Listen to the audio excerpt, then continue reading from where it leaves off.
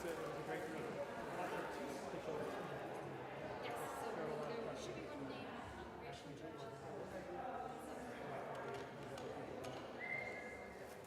People of the Christian traditions in the town of Rachel.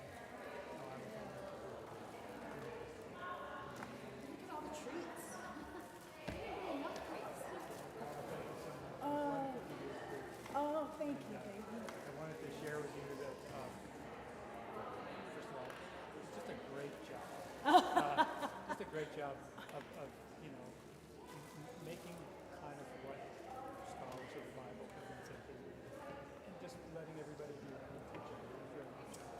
And That's so important to me, and it feels good to hear that reflected back because yeah, thank you. so here's a fun thing to think about. I got the team teacher at Jewish college for a long time. Of course, all theology and sexuality is Christian and Jewish perspectives of theology and sexuality. And I sort of held down the Christian stuff, issues about Jewish stuff. And one of the things that came to light that I became more aware of is that the rabbis really struggled with the canonical studies of the Song of Songs. And the phrase that the rabbis use is defile the hands. Some texts are so holy that when you touch them, they put you in a state that requires you, they put you so close to the living God that you and your mortality are kind of put in a spiritually perilous state that requires then a kind of restoration to the community. And the Song of Songs, there's always a debate, is the Song of Songs one of the texts that defiles the hands? Okay. Yeah, that's a little bit of a Yes, yes.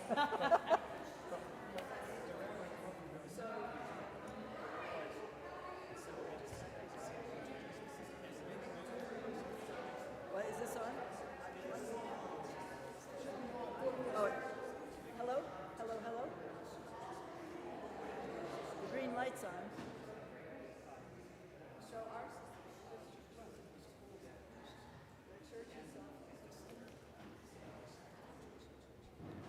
Okay. Hello. We're getting ready to start here pretty soon. I've just got a couple announcements, and I lost my notes, so now you're going to find out that I actually have no memory without notes. Next week, we have Kathy Sparnans talking about grief as a spiritual process and compassion for the journey. The week after that is the day before Halloween, and we have a fifth Sunday social, so there will be no forum on the last Sunday of October.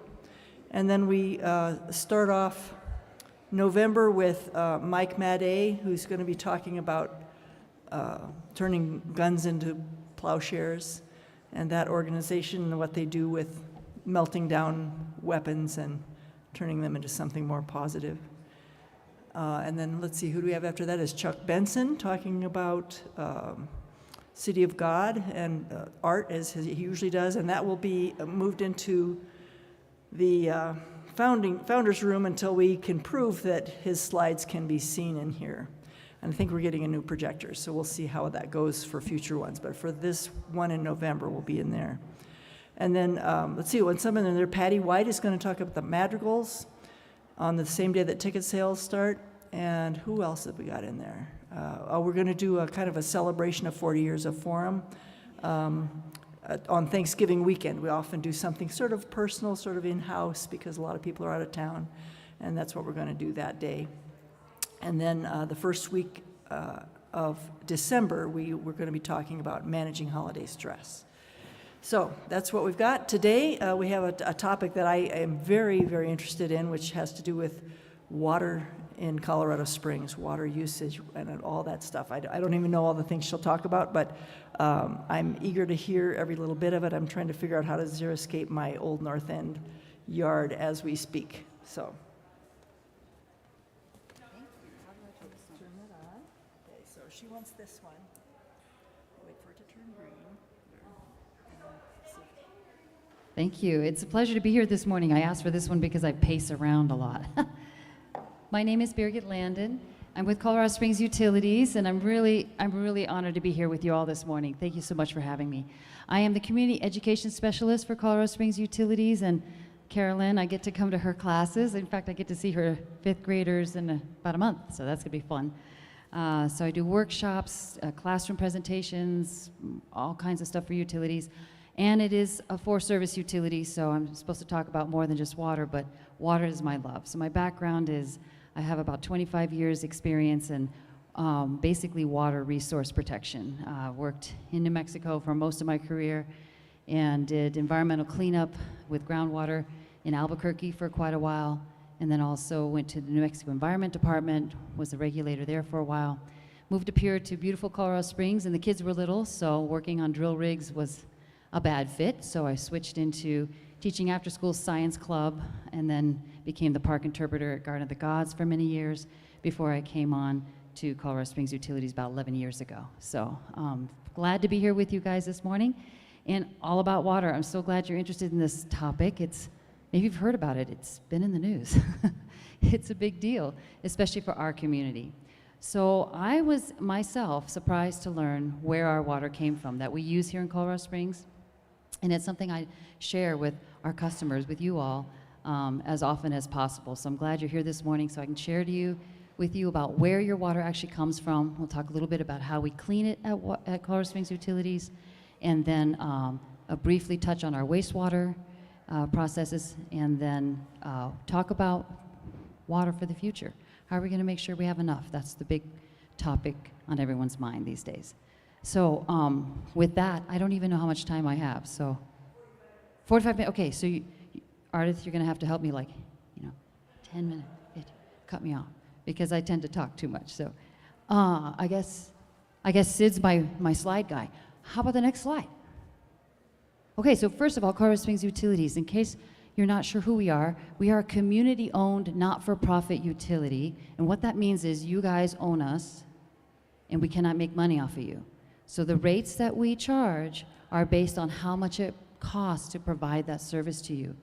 And then when we get money from you, if it's more than what it costs us to provide the service, then we have to return the money back to you in the form of reducing your rate.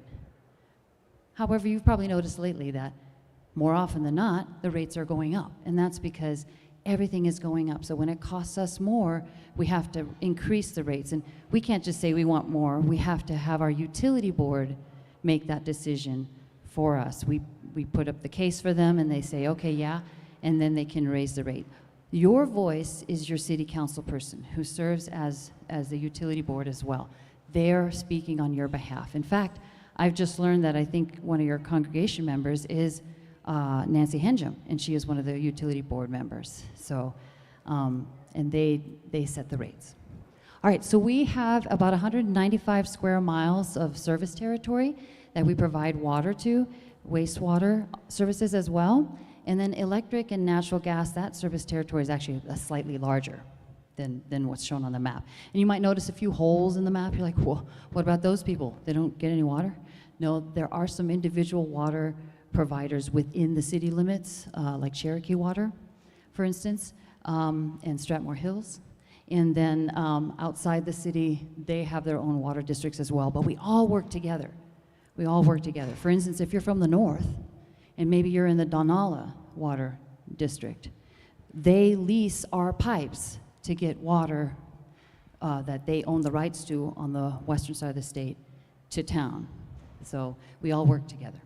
It's a complicated deal, but that's the area. And we serve currently about 520,000 people. That's how many people are in our, yeah.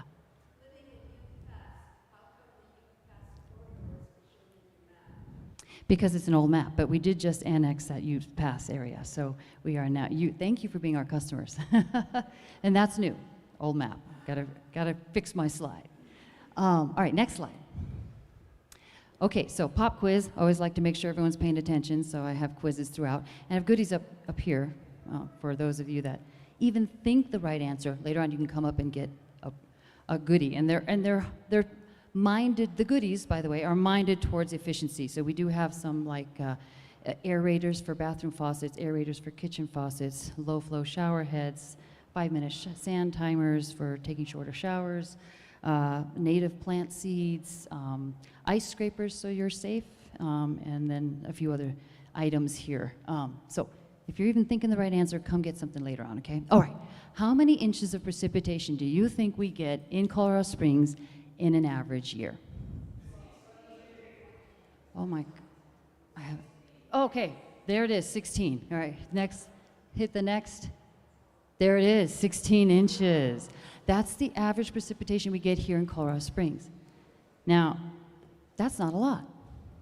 Semi-arid means sort of dry. We're kind of dry here. And this is a surprise to many people. They move here from the East Coast and they don't quite realize, oh, you know, we only get 16 inches of precipitation a year. And then they put in lovely Kentucky bluegrass. Kentucky bluegrass comes from Kentucky. You guys all get to come up and get a prize later on. Kentucky. Guess how many inches of precipitation Kentucky gets in an average year? Closer to 50. Closer to 50. So if you're going to put Kentucky bluegrass in your yard and it rains 16 inches a year, it's going to die, unless you give it extra water. But maybe that's not the best choice. So how many of you have actually been to our Conservation and Environmental Center with the Waterwise Demonstration Garden? Excellent. It's up on Mesa Road near Fillmore. Thank you for being there. We have examples of grass that grow here in Colorado with a lot less water, and especially our native grasses. We have beautiful examples of what that looks like, either mowed or unmowed, for what look you'd like. And those grasses can exist with no additional watering once they're established. So take a look. It's beautiful. It's not as easy, though. You can't just buy a rolled up roll of grass from Home Depot and whip it out like a carpet and presto lawn, right? But it takes some seeding, but it's great. Once it gets going, it's really quite nice. Okay, I digress. Okay, let's keep going. Next slide. Another pop quiz. Okay, believe it or not, we don't have a source of water here in Colorado Springs. I know, it's shocking. So we have to import water in order to have a community here. How many miles do you think your water has traveled to get here? I am speaking to a very intelligent crowd. 100 miles, indeed. You guys know this. Yes, 100 miles. This comes as a shock to most people. So go ahead and hit the next button there, if you would, Sid. And that is where your water's coming from, right on that pie chart. I don't know if you could see it, but the majority of your water, and this again is sort of an older pie chart, Colorado River Basin is currently 70% of our water supply, 70%, coming from the Colorado River Basin. Does the Colorado River flow through Colorado Springs? No, it does not. We have lovely creeks here. There's Fountain Creek, Bear Creek, Monument Creek, Sand Creek, Cottonwood Creek. There is no river in town. These are creeks. They're tributaries. They're going towards the river. In fact, who knows what river all our creeks flow towards? The Arkansas. Nancy. She knows all the answers. She's awesome. Nancy Bernard. She used to be the Fountain Creek Nature Center director, and they would always have one of the best stations at the Children's Water Festival. So thank you. She has all the answers. So if you need an answer, ask Nancy.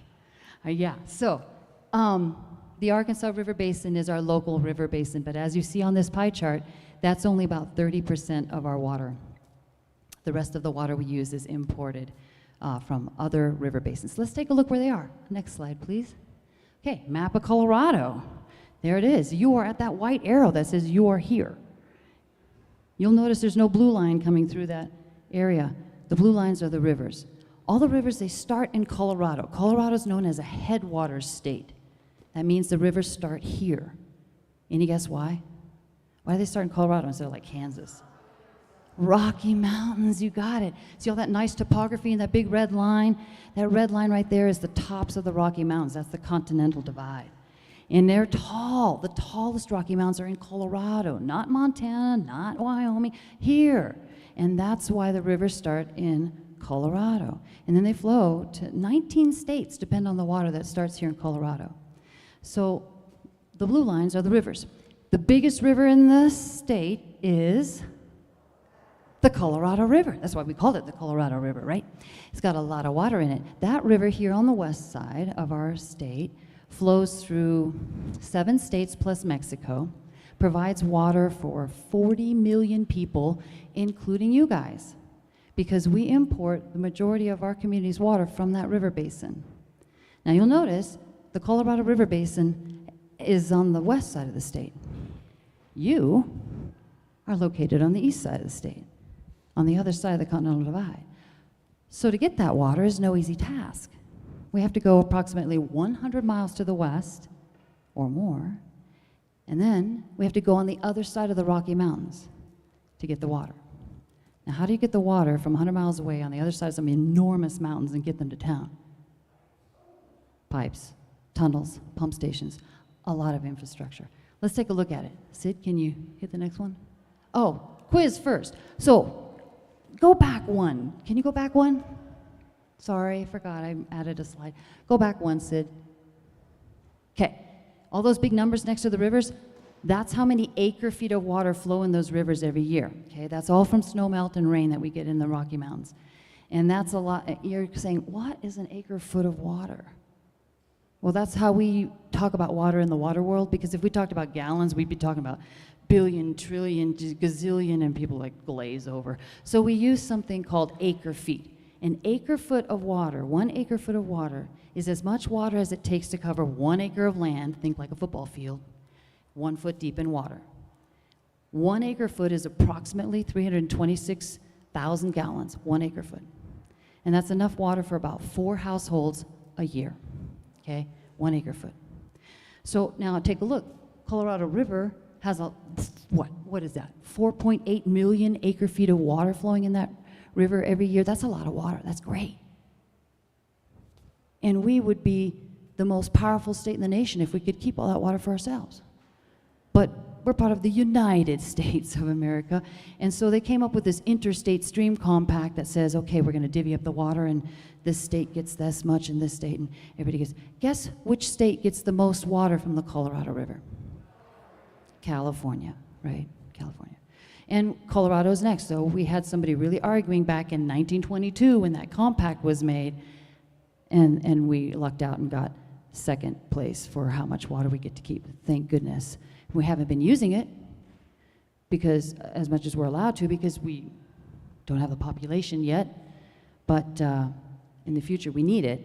In the meantime, California's been using it and saying, well, we like using your extra. We want to keep using your extra. So we're trying to figure that out right now because the Colorado River doesn't have as much water in it anymore than it used to back when the compact was written back in 1922. That's a whole nother talk. Anyway, so all this water in the state of Colorado, what do you think most of that water is used for? Next slide.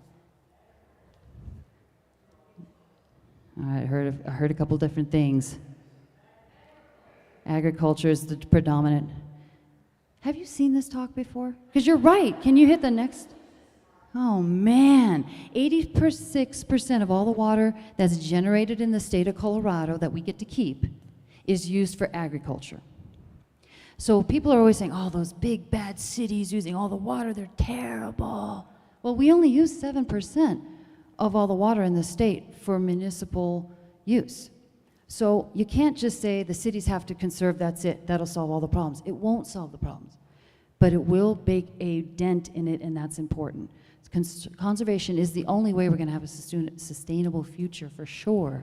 But in the big picture, agriculture is where the efficiencies need to be found. And I'll tell you a little bit about some of our water sharing agreements a little bit down the road. All right, let's go to the next slide. Now I've gotten confused where I'm at. Oh, water rights. You guys have heard of water rights before? Water rights are amazing, and Colorado has the most water laws of any state in the nation. And it's why we can go get water from the other side of the state and bring it to Colorado Springs. Because the way the laws are written in Colorado is that water is like a property right. It's a public resource. Every drop of water is a public resource. And you can purchase the right to use it for beneficial use if you get that approved through the water court. And so Colorado Springs Utilities has bought several water rights. We bought the rights to some of that water in the Colorado River Basin, and it says by law that we can move that water to where it's needed. It doesn't have to be tied to the land. It can be used wherever the water right holder needs it. And that's why water can be moved all over the place in the state of Colorado. Now, how many of you have rain barrels? Rain barrels to capture your rain off your roof? Excellent. This just became legal in Colorado like, about 4 years ago. When I moved here from New Mexico, I'm like, what? I can't put my old pickle barrels up and collect this is crazy. And then I figured it out. It's because every drop is basically already allocated to someone. And they thought, geez, if every homeowner starts collecting their runoff from their roof, well, that might shortchange the water rights holder downstream who bought the right to use it. And so they said, no, let's not do that. We have to make sure the water right holders get their water. But then people said, yeah, let's do some computer modeling. And they figured out, okay, if people only had 2 rain barrels, or a maximum of 110 gallons worth of storage on their property, then that's okay. It won't shortchange everybody downstream who's bought the right to use that water. So that's why about 4 years ago, it now became legal to have up to 2 or 110 gallons worth of storage rain barrels on your property. So please get one if you can. All right, water rights. So that's how we can move all this water around. Let's go to the next. Okay, so collection. Where do we get the water from? We have 7 different collection systems way up in the mountains, beautiful areas. Who's been outside of Leadville over there? Anywhere, anyone ever been by Hoosier Pass area maybe? Hoosier Pass? Of course, Brian in the audience over here. He used to work at Colorado Springs Utilities. He was our dam engineer and a lot of other things. Knows all about these. But we have collection systems in beautiful places way up in the forest. So if there's a forest fire somewhere outside of Breckenridge, do you care? You should, because this is where your water comes from. And then we, of course, have our local collection systems as well. We have 7 collection systems, and we have some great jobs at utilities. I'm thinking, man, this might be a retirement for me, but we have caretakers. They live out there, right there, next to the reservoirs. Of course, they have to do a lot of work. I mean, they're not just out there enjoying nature. I mean, they have to enjoy nature while they, check the dam for leakage and turn the valves and send this there and all kinds of stuff. Make sure there's not a fire and check snowpack levels and measure moisture content. They got a heavy job, but it's fun. It's beautiful. Okay, so we bring in the water from 100 miles away, and then we have 25 reservoirs to store that water. 25 reservoirs to store what we call raw water, untreated water. Now, raw water reservoirs, 25 of them, gives us enough storage capacity for 3 years' worth of water supply. This helps us get through the dry times. So even though it's been super dry here in town, you're like, oh God, what are they going to tell us we have to drop to 2 days a week watering? We may not have to, because it depends on what's going on with the reservoir storage, and it depends on what the snowpack was doing on the other side of the state. It may be super dry right here in Colorado Springs, but hey, snowpack was fantastic in the Colorado River Basin. Our reservoirs are full, so we're okay. So it's not always, it doesn't always make sense where you think, oh, it's been so dry, and I just know these restrictions are coming, and then they don't. Why? And it's because where we're collecting water may not be experiencing as much of a drought as we are right here locally, and then we do have 3 years worth stored in those reservoirs, so we can kind of modulate through those dry times. Make sense? Good. All right, next slide. Okay, just to give you an idea what this infrastructure looks like. Here's the state of Colorado.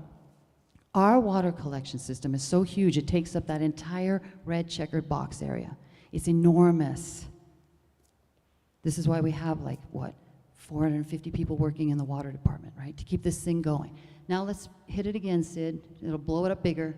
Here's the water system. So over here on this side is Colorado Springs. And then you'll notice the blue lines, the Arkansas River. You'll see Pueblo down here at the bottom. You'll see the South Platte River, and you'll see Denver at the top. Now, clever location for cities. They can just sit there right by the river and wait for the river to bring them the water from the mountains, right? Well, we said, nah, it's pretty here. We like it. We know there's no river. We're going to just figure it out ourselves. And so we built these red line things. These red line things are pipelines. Those are our raw water collection system pipelines. They're enormous. Who here is over 6 feet tall? Okay, you folks are going to have to duck just a little bit. But the rest of you could stand up inside these pipes. You wouldn't even brush your head on top. They're enormous. They're huge. That's how big they are. Now, they're buried underground for several reasons. First of all, an enormous steel pipe laying across the South Park Valley would be an eyesore for sure, right? But also, for protection. If it's buried, less likely it's going to be damaged, and the freeze-thaw cycle isn't going to damage the pipe itself as much. So we have these 4 main pipes. Okay, now the oldest one is the top one there, the Blue River System pipeline. That one was put in back in 1950s. And we put that one in, that was our first trans-basin pipeline system. And we put that one in specifically to make sure a certain entity chose Colorado Springs to build here. Anyone have a guess what that entity is? It's on the north side of town. We're famous for it. Yeah, the Air Force Academy, okay? So we wanted to secure the Air Force Academy to select Colorado Springs. And they said, yeah, it's really nice here, but you guys don't have any water. And we said, don't worry, we'll get it. So that's how we put that first pipeline in to secure that facility. So it's still running today. It runs completely on gravity. Now that's some amazing engineering, okay? Completely on gravity.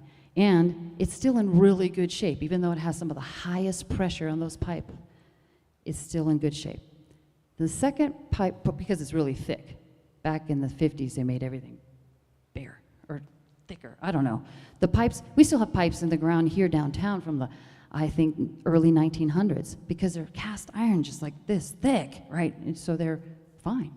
Now, the one just below it, called the Homestake Pipeline, that was put in the 1960s, and that one, it's kind of, here's the thing.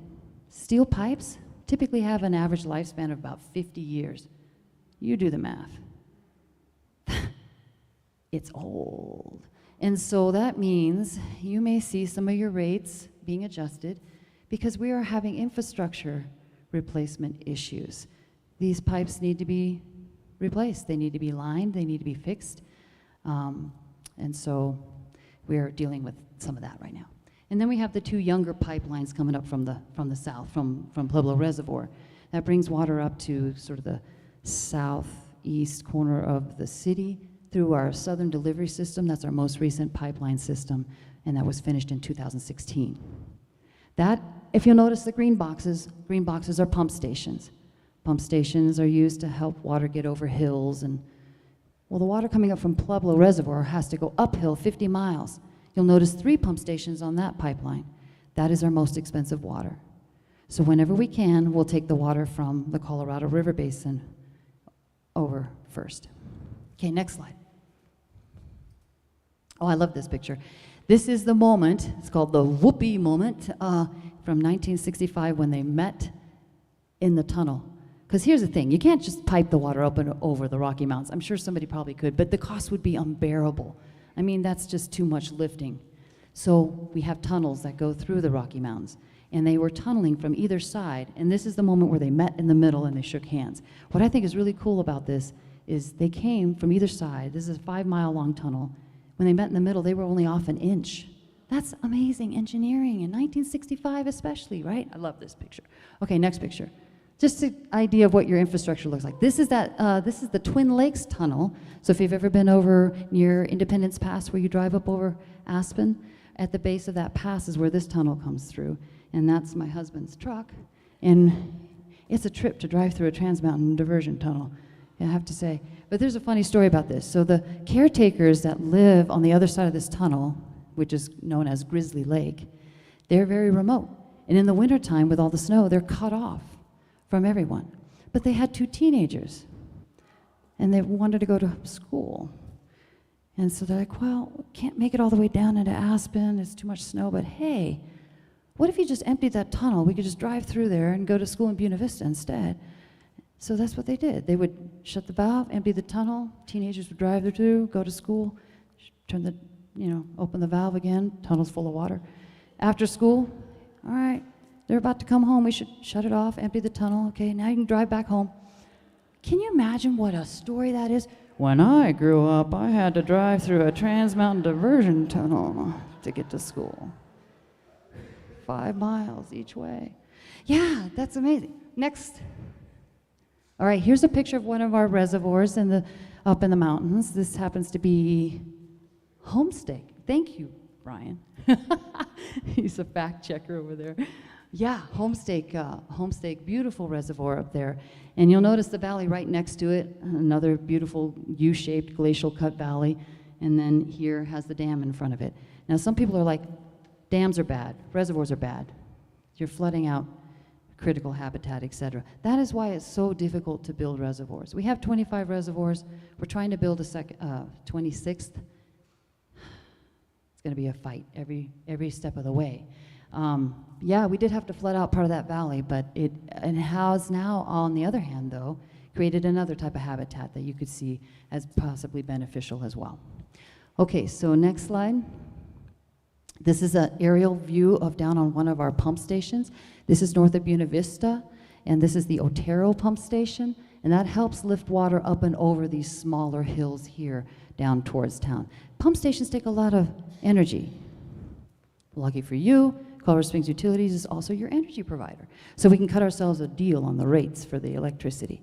But it takes quite a bit of energy to lift all that water. Next slide. And then just an idea of what some of these pipes look like. So we're constantly fixing pipes. They're huge, they're buried. So when do we know when a section's getting weak and about to break? We have cool technology. One of the things we have is a smart ball. We drop it into the pipe, flows with the water, sends out little signals, can measure the thickness of the wall. It can see, oh, it's getting thin here. Let's go and patch that section before it blows. Because these things are under a lot of pressure. You don't want them to blow. So that's what we are constantly doing. Okay, next slide. All right, so now we got the water to town. Took a lot of effort just to get it here. Now we have to treat it. We have 6 water treatment plants, and the first one was put in 1942. Now some of you are saying, wait a minute, Birgit. I think Colorado Springs is older than 1942. You are correct. Colorado Springs is started in 1871. So what were people doing for water treatment before 1942?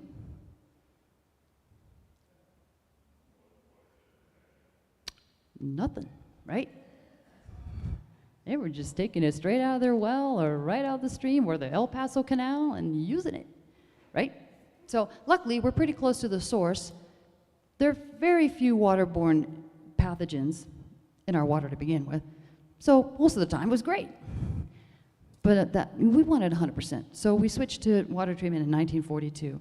And the Mesa Water Treatment Plant has been renamed to the Tolleson Water Treatment Plant. It's right up on Mesa Road, next to those Waterwise demonstration gardens, right by near Coronado High School. So they're still operating right there. And I'm really proud to say, in the history of Colorado Springs, we have never had a water quality violation. We've never had to issue a boil water alert. So we meet all the federal drinking water standards. It's kind of easy to do because we're so close to the water source. We're taking straight snowmelt water through a pipe to town. It's like, wow, pretty easy to treat. And that's why our treatment process is a very simple and inexpensive treatment process so far. So let's take a look at the next slide. Okay, water treatment. Currently at 5 of our water treatment plants, we use this 4-step process of water treatment. It's kind of the same process the Egyptians used like thousands of years ago. Yeah, believe it or not, still works too, because we have such a good water source. We do this first step where we add a coagulant to get all the suspended particles together to drop out of the water, and then we send it through a filter. And the filter, it's made with coal, sand, and gravel. That's it, coal, sand, and gravel.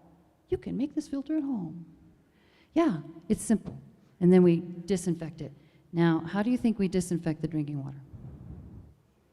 What do we use? Chlorine. I know, you're like, really? Well, we have to, by law. The law says we must. There are other ways to disinfect water. I hope in the future we'll be moving to some of those ways, like ultraviolet light, for instance, works really well. And that would be better than using chlorine, in my opinion. But we keep it at the lowest level that we possibly can to get away with by law, and that is 0.2 parts per million for those of you who are like science. So that's what we do. Now, I mentioned that we do this at 5 of our water treatment plants. But earlier I said we had 6 water treatment plants, right? Because our newest water treatment plant has additional steps added to it. And that is because it's the water treatment plant on the southeast side of town, and that is water that is coming up from Pueblo Reservoir. And that water from Pueblo Reservoir is not first use water. That means it's been through Buena Vista, Salida, Canyon City, before we pump it up to Colorado Springs. It's been through people's homes, it's been through wastewater treatment plants. It has additional things in there that a coal, sand, and gravel filter isn't gonna cut it. So we've added some additional treatment to that's newest plant. And I think some of our other plants will be upgraded in the future as well. All right, next slide. And then we test. We have a cool lab. We have a state-certified lab. Anyone like chemistry here? You can apply at Colorado Springs Utilities, csu.org, please do. We need you. We have 25 chemists working for us. We test water pretty much every hour of every day. I mean, we go through 1,000 samples a month. It's to make sure we meet those standards and keep that high quality. Okay, let's keep going. That's Rick Johnson, by the way. He's been at the lab for like 25 years. Okay, keep going. Water resource recovery. Anyone know what that word means? Yeah, that's what I thought. I just call it wastewater treatment, but this is what we're supposed to say. It's water resource recovery because that's what we're doing. We're recovering the water out of the wastewater treatment process. But in addition to being your water provider, we are also your wastewater, well, not provider, we don't provide it to you, but we take care of it for you, right? So that's, we have 3 facilities, 2 of them right here in town, and then a biosolids handling facility south of town near the racetrack, that Pikes Peak racetrack down there.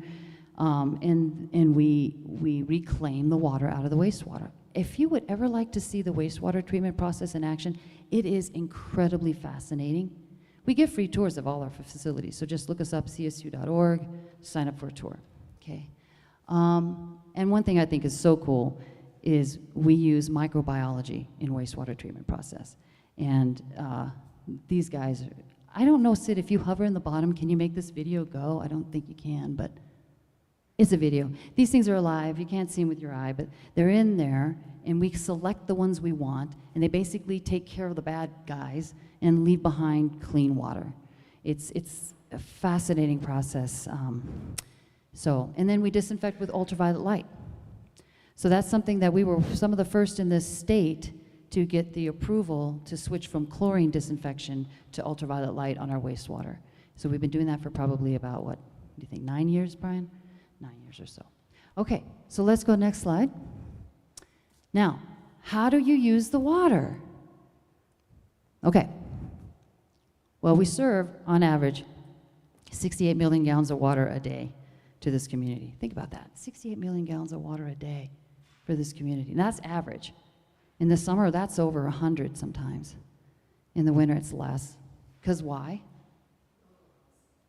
Lawns, outdoor watering, right? Outdoor watering is a huge chunk of the pie of how we use water here in Colorado Springs. In fact, it's roughly 40% of all the water is used for outdoor watering. 60% is used indoors. And we have dropped the amount of water used per person per day to 78 gallons per person per day. This is really good. When I started at Colorado Springs Utilities 11 years ago, that number was 97 gallons of water per person per day. Now we're down to 78. This is good. We have some more to do, though. The goal for us currently is to get that down to 70 gallons per person per day. That's a more sustainable rate. Now, I'm not saying stop drinking water. Please drink your water. It's some of the cleanest in the nation. Don't waste your money on bottled water because you can just use the stuff coming out of the tap. It's that good, right? And, so keep hydrated. But consider how you can save water. And really, inside your home, the best way is to upgrade your appliances. If you have older toilets, if you have older faucets and sinks and shower heads, change them out. And we will give you a rebate. If you invest in a high ultra efficiency toilet, we'll give you $100 towards the payment of that toilet. If you want a low flow shower head, we'll give you one for free. Just bring in your old one and we'll give you a new one. It's silver, so it won't match chrome, but still, yeah, it uses a lot less water. Aerators on the faucets, makes a big difference. Those are the biggest savings inside the house, but where you're really gonna get the savings is outside the house. And that's why if you've ever been to our Waterwise garden, check it out. We have examples for what your front yard could look like. We have designs already drawn up with plant lists on there. We have webinars you can look up online. You can come to in-person classes. We'll do what we can to help you shift to that more sustainable landscape. All right, next slide. Now, this is just real quick for all of you, like statistic, people who like statistics. Just graph. It basically shows since 2000, in the last 20 years, our population has increased, that's that red line, by a significant amount. Our water use, which is the blue stuff, has stayed the same, in fact, dropped a little bit. How can we have that much growth yet drop in water use? Efficiency, conservation, awareness, education. This is what's happening, and it needs to keep going on this trend in order to support the population growth we're expecting. Okay, let's keep going. Oh yeah, we kind of already went through this. That's how the water's used inside your house. Next. By the way, 16% in the shower. Take a shorter shower, please. There are 5-minute shorter shower, timer shower thingies right here to help you remember. Okay, quiz, because I wanted to see if you were actually staying awake during this talk. Okay, how many people do we serve water to? Very good. Okay, next, Sid. How many major river basins are the source of water for Colorado Springs? 3. Yes, good. Oh, you gave the answer away, Sid. That's okay. It's okay. How many diversion tunnels do we have? 4. You know them. How did you know? How many major pipelines do we have? 4. Okay, good, good, good. How many miles has your water traveled to get here? Very good. All right. How many reservoirs do we have to store your water? 25. You guys are awake. All right. How many years of demand do we have in storage? 3. How many water treatment plants do we have? 6. Okay, now this is a trick question because one of the water treatment plants that we have is actually part of a conglomerate of owners. So they told me I can't say 6, but we actually have 6, but we only own 5. Okay, how many millions of gallons of water a day do we deliver to you guys? 68 million, good. I didn't tell you this one, but if you're reading my slide, you'd know. How many miles of distribution pipe do we have under the streets in the city? Somebody reading my slide? Oh, we'll tell them, Sid. 2,200 miles. This is why you see our street crews out all the time, right? Fixing this stuff. How many wastewater recovery facilities do we have? 3, yes. And how many millions of gallons can we reclaim a day? I didn't tell you this either, but it was on my slide. 38. Good job. So yes, 38 million of gallons of water we can reclaim a day from what's used. And that water is then sent down Fountain Creek to the next community who takes it out, cleans it, uses it in their community, et cetera, and it goes on. In fact, does anyone know what city is the last city to use water that you used? Think about it. It starts here, goes down towards Pueblo, heads over into Oklahoma, Kansas, Oklahoma, Arkansas, then down the Mississippi River into the Gulf of Mexico. What's the last city that uses the water that you did? New Orleans. By then, it's gone through 200 communities. Right? Now, does this mean you can't drink the water in New Orleans? No. They have to clean their water just like we do. It's just a lot harder for them, right? It's easier for us since we're straight at the source. Okay, next. Oh, God, that's a lot of reading. Basically, the outlook is tricky but doable. How much time do I have, Ardith? Okay, good. Let's skip. This is a lot of reading. Okay. Next, Sid. Okay, so future planning. Right now, we have a plan. Just so you know, don't stress. We have a plan. It's called the Integrated Water Resource Plan, or more commonly known as our Sustainable Water Plan. So if you want to read it, it's on our website, csu.org. Just look up Sustainable Water Plan. We have 5 ways that we're going to make sure we have enough water for the future. And these include building out our remaining Colorado River rights, because we do have some rights on that river that we haven't developed out yet. Agricultural transfers, we're actually changing that to call it agricultural water sharing, and I'll talk to you about that in just a minute. Demand management is a fancy way of saying conservation and efficiency. Storage, if we increase our reservoirs, our storage capacity, that's important. And then reusing water. And I'll touch on that in a minute too. So let's take a look at the next slide, Sid. Colorado River projects. Okay, so up in the mountains, we have some water rights that we have not fully built out yet. We have an agreement that says that we can, so we're trying to team up with other water users to make that happen, and specifically like Vail and Aspen, working together with them to possibly get another reservoir built or something to help us actually get those water rights and then bring them to town. It's kind of on hold since you might have heard in the news the Colorado River's in a drought. So timing on this might be down the road. Okay, next. Agriculture water sharing. Here's what we're doing that we're focusing most of our attention on. Where is most of the water used? Agriculture, right? The farmers have a lot of water rights, and they need it. They're making your food. But a lot of farmers, they are working on a razor-thin margin, and a lot of them are still using flood irrigation process for watering their crops. This is not an efficient way of watering. But they can't afford to switch to something more efficient. So we're teaming with the farmers down in the Arkansas Valley, down like in La Junta, Lamar area, Las Animas area, and we're teaming with some farmers down there to say, hey, how about we pay for your center pivot, and then you give us the water you save and the efficiency. And that's what we're doing right now. So we're getting quite a bit of water through those kind of agreements, and we're also working with building storage for them, and then they store the water, and like 3 out of 10 years we get to use the water, that sort of thing. That way they can still farm, and we can get the water that's saved and the efficiencies. Next, demand management. This is huge, conservation, especially landscapes. We are trying to get our customers to see what landscapes should look like here in the future. We'd like to get landscapes to where they're thriving on once-a-week watering. This is going to be a big shift for a lot of people.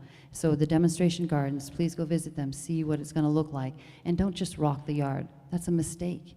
You're going to be fighting weeds the rest of your life and hating it. Plus, it makes it a heat island. It's just not the solution. So there are beautiful landscapes that work well in our climate. So that's what we want our customers to move to, and we're trying to support landscape zoning codes. I know new development, 25% of their property can be grass, and the rest has to be native or low water use. Maybe that will be retroactive to existing properties in the future, I'm not sure.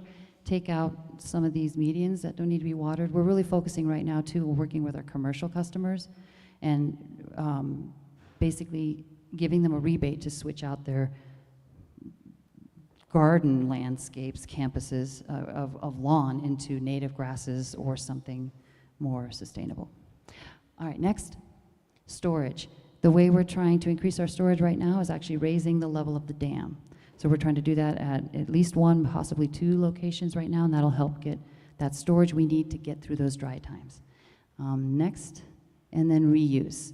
Reuse, we're already reusing our water as much as we can. And the 2 mechanisms we use for reuse right now, one is called non-potable. And so when we take that water that's been reclaimed at the wastewater treatment plant, about 10% of it gets piped into something we call the purple pipe system. And that is only in the downtown area though, but it waters the parks in the downtown and the city golf courses and the city cemeteries. That gives us a reuse, but only one time. Because once it's on the grass, it doesn't come back, right? So the other way that we exchange is we get credit. Any amount of water we put into Fountain Creek downstream, we get credit, and we can trade with the farmer downstream, and in exchange basically get fresh mountain water instead. But what if the mountain water dries up? So what we're exploring right now is something called direct potable reuse and indirect potable reuse. And what that means is it's unbelievable how clean this water is. By the time it gets through the wastewater treatment plant, it's so close to drinking water, it's not a stretch to say, let's just turn it into drinking water. So we're exploring the option of taking that reclaimed water and instead of releasing it to the creek downstream so the next town can take it out and turn it into drinking water, why not just pump it right back to the water treatment plant, turn it back into drinking water right here in town and reuse it. And that's something we explored last year with a pilot. Some of you, I think, went on a tour of that direct potable reuse pilot. Some of you might have, I think so, yeah. And so we're checking out to see if that's a potential for the future. What's probably more likely for our community, though, is something called indirect potable reuse, where we take it from the wastewater treatment plant and we let it flow down the creek for a little while. And then we take it out at the south end of town and then pipe it up to the water treatment plant. It's called indirect because it doesn't go straight from the pipe at the wastewater treatment plant to the pipe at the water treatment plant. It has a chance to go through nature for a while before it gets reused. What's the advantage of indirect potable reuse? Honestly, public perception, because the water actually gets dirtier in the creek by the time we pull it out at the end of town. It's harder to treat than if we took it straight from the wastewater treatment plant. So, and then also, oh, that's the big one, really. So, all right, next. Okay, so how are we going to meet the future? Follow these 3 steps. Basically, follow the WaterWise rules. Anyone heard of them? WaterWise rules? It basically says you can only water 3 times a day in the summer, 2 times a day in the, I'm sorry, week. Thank you. Please don't water 3 times a day. 3 times a week in the summer, 2 times a week in the spring and fall, and 1 time a week in the winter, before 10 a.m. or after 6 p.m. in the summer. Okay. In the winter, you can water anytime it's warm enough, right? So, and then take advantage of the rebates and tell your friends and neighbors what they can do to be efficient.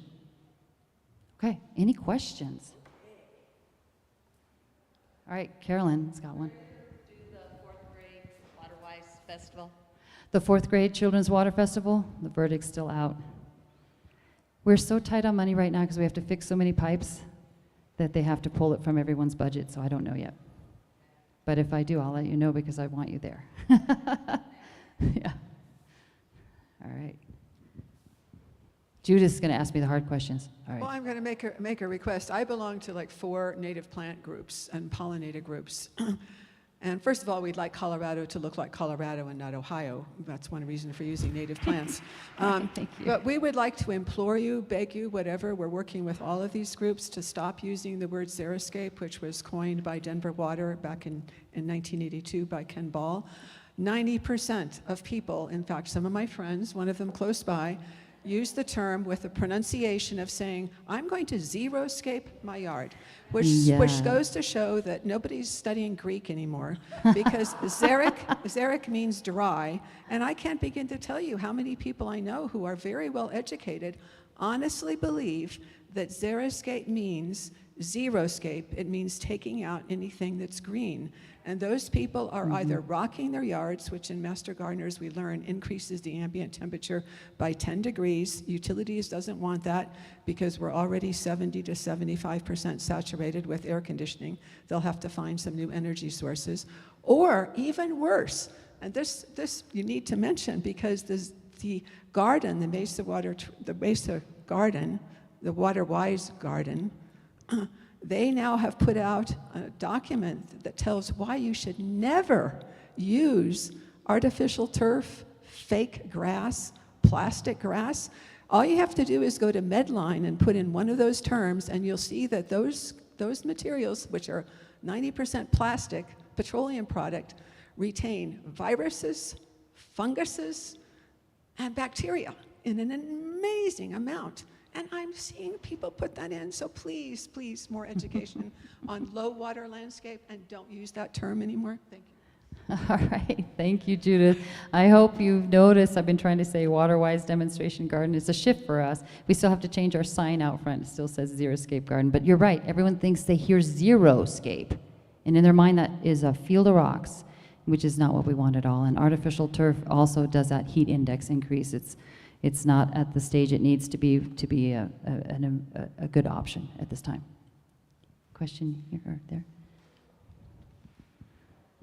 Does it matter what time of day you run a drip system? No, you can run a drip system anytime. It's just the irrigation spray nozzles that have to adhere to that 10 a.m. to 6 p.m. God, 6 a.m. It's my turn. Hi, thank you so much for educating me on a lot of where our water comes from. One of the concerns I have, and I hear a lot of people share, is about the uncontrolled growth occurring in the city. And I know I had written the Planning Commission and asked, what about water concerns for all this new building? And they sent me to you guys. They wouldn't even answer it. And I got a letter back with the same things. But most of this I see goes on the homeowner's responsibilities to do this conserving water. With all this great stuff, I'm doing it too. But I don't see development or any, guidelines. I'm wondering, are there any guidelines being given to the developers other than they're just throwing stuff up? And especially these high-rises or the apartments where you have all these units, and every day all those people will be taking showers and all that kind of good stuff. So my concern is the water and the uncontrolled growth that's occurring. Thank you for that question, and thank you for conserving water. I appreciate that. So first I want to be clear that utilities does not have a role in the decision-making as to whether a development gets approved or not. All we can do is give the information about our water, about other factors that would influence whether our city council approves a development project or not. So our city council and our utility board is aware of the water situation and keeping that in mind when they consider whether to approve a development or to approve like an annexation, for instance. Our current plan is based on the city boundaries that we have, and really it's up to our community on how we want to look in the future. Are we going to do planned infill with higher density living that is more water efficient, or are we going to continue with sprawl? Are we going to put in place policies and codes to keep to basically mandate the kind of landscapes that do well in our environment or not? So there's a lot of work to be done. I'm encouraged about the landscape zoning codes that are being brought forth now that will direct whether 25% of the property is high water use maximum, only 25%. And we're going to have to, as a community, decide, do we want to put in further rules and retrofit this to existing landscapes too? I know in utilities ourselves, we are moving to trying to get approved a type of billing that would be more a water budget type based billing. So if you have a larger property, you have a budget of water for that property. If you have a smaller property, you have a budget for that size lot. And the new development automatically already comes with more efficient appliances, because that's really all that you can get on the market these days because of a federal ruling on efficiency. So already the new shower heads, the new toilets have to be 1.28 gallons or less per flush. The shower heads have to be a certain flow rate. So new build is already going to be more efficient than some of the older build. What we're trying to do is work with older buildings, older apartment complexes, work with them to retrofit them with the new toilets, new shower heads, everything to get it efficient as possible. Does that help answer? Okay, thank you. Are there additional resources in place for the communities that are lower income, aside from just like the rebates and stuff? Because it does seem like a little bit with the privilege involved, and I would love to be able to re-landscape like the garden that I rent from, right? But why would I want to put money into my rental property where they can't even, give me a working dryer and washer? Right, that's a very good question, and we have definitely looked at that at utilities. It's like, how do we make this inclusive and equitable? Because it's easy to say, well, change your landscaping. Well, those of the people that can afford it can consider doing that. But many people can't, and then there's a lot of rental properties as well. So there are programs out there to retrofit indoor appliances if you qualify for a certain income level. So if you go to csu.org and you can look up customer assistance, there's something called LEAP, Low Income Efficiency Plan, and then HEAP, which is for heating mostly, but still also brings in like the water heater and stuff. And certain income levels apply for those federal monies that can be used to apply to upgrading those. A lot of people fall within a range that doesn't fit in that income level though, and that's where we'd like to develop a rebate to help specifically those homeowners to switch over to more efficient appliances and landscapes. So I have one question about, so I'm working on sort of making water-wise my yard. And I'd like to keep my trees. I've got a linden and a couple of maples that were there when we came. Some other trees have died over the years. Do trees work well with like a soaker system? And then I'm not sure exactly how to keep the trees without spraying water all over the place. That's a good question. Because one thing that people do is they're like, okay, we're gonna save water, and we're just gonna tear out all the grass, and we're gonna stop watering that area altogether, and then the trees die 3 years later. That's not a good idea, right? The trees need water. So the way to water trees, there's a tree watering guide on our website at csu.org. And it'll tell you exactly how to do it, but really, basically, it's one of those soaker hoses around, and you have to want it out to the kind of the edge of the leaf canopy there, and then do like a cycle soak type watering so it goes kind of deeper. That's typically the most effective way to water trees, and then the guide will have more detail with type of tree.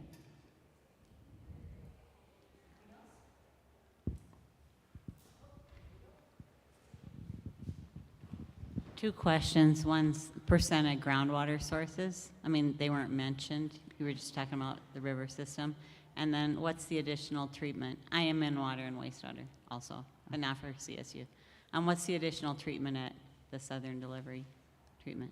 Okay, good questions. First question, what about groundwater? There is groundwater below the city, and we do have groundwater wells. We do not use them because of a couple of reasons. The groundwater below the city is harder to treat. It has more mineral content, and in some areas it's contaminated. And the other reason, and the main reason, is it's not sustainable. So we're on the edge of the Denver Basin, and this groundwater here gets drawn down immediately and doesn't recharge quick enough. So those wells are backup emergency use only for our system. And then as far as the additional treatment, our Edward Bailey water treatment plant on the southeast side of town has included ozone and biologically activated carbon filtration to the system with the option of adding UV light.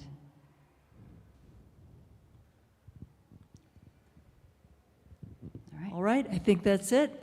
Thank you so much. Thank you so much for having me here today. Don't forget, there's some goodies up here, which I think are free.